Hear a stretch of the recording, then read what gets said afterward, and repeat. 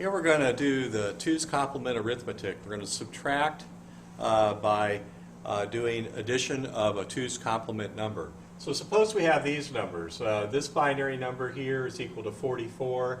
The second number is equal to 13. So we're going to subtract 13 from 44 and hopefully get 31. So in binary, the binary number for 44, the binary number for 13.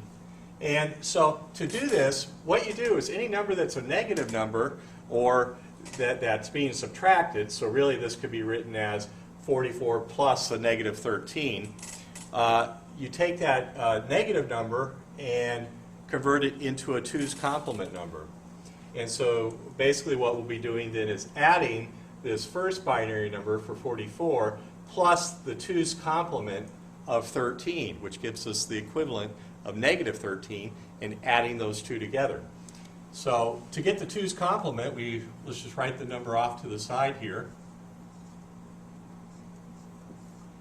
Get the 1's complement first by inverting each bit to be its opposite. And then get the 2's complement by adding 1 to this lower number right there. So 0 plus 1 is 1, and then bring all the other digits down in this case. Sometimes it turns out it ripples across. So this right here now is the 2's complement number.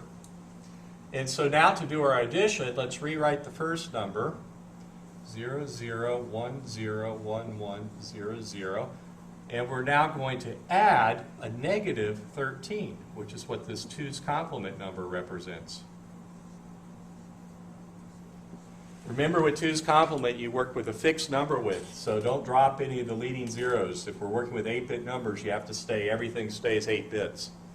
That means if you sometimes get a carry after doing this addition, you just throw away the carry because it's the 8-bit number that you end up with is what you want to keep. So 0 plus 1, 0 plus 1, 1, 1, 1.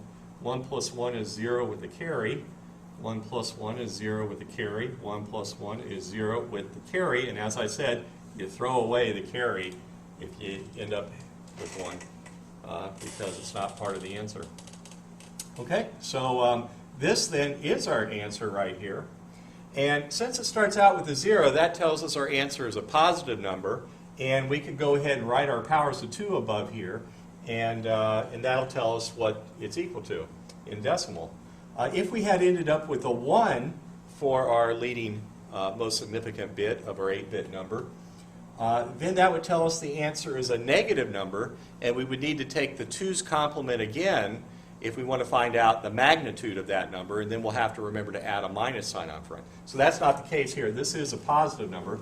So let's write our powers of 2 above it and see if it checks out with what we expect the answer to be. So there is that number, and we'll write the powers of 2. And we don't need to do the leading zeros in this case. So we'll just add up where we have a 1. And so we get this number. So add all that together, we get, looks like 21 and 3. So is our answer 31? Yes, it is. Yay. So yes, indeed, we got the correct answer by just doing addition. So we just had to complement the number and then add 1. So complement the number, add 1, gives us the 2's complement. That's the negative equivalent of 13. Add it on to our original positive number, 44. 44 plus a negative 13 gives us this answer right here, which is equivalent to positive 31. And the neat thing is, with 2's complement, this is easy to implement with electronics hardware. Complementing the number, just inverting this number here, we do with the series of inverters. It's a very simple electronic part. And then adding 1, you already know how you can add. It turns out we'll use for our adder that we have, we'll use the carry in. Instead of leaving it 0, we'll make the carry in a 1. And then that will add, there is a use for that carry in pin. That'll be this plus 1 right here, giving us the 2's complement when we want to do subtraction. And we'll implement that using some exclusive OR gates instead of inverters, actually. So, okay, great.